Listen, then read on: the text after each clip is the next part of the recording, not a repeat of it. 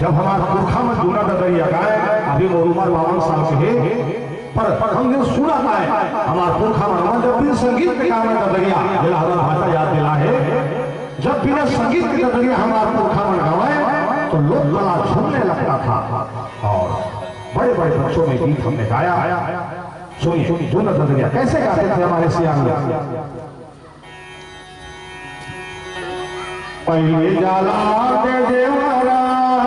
तो मेरा चावले जवान देवी हो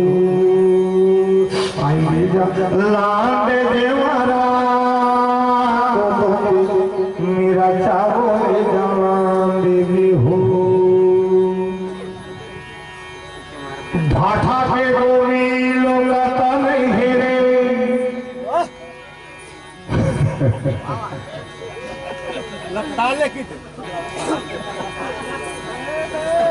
बच्चा होता है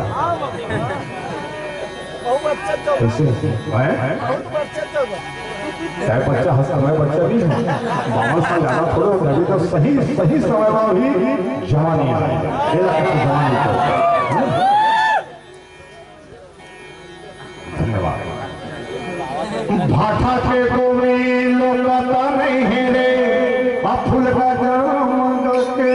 धोखा नहीं बोले जवान देवे हो पहले जवान दे देवरा मेरा चावल जवान देवे हो नहर के पानी रे डाले तारे जा नहर के पानी और रे डाले तारे जा माया वाली हो बेरानी चले आना खारे खारोले जवान देवी हो पहले जा लागे देवारा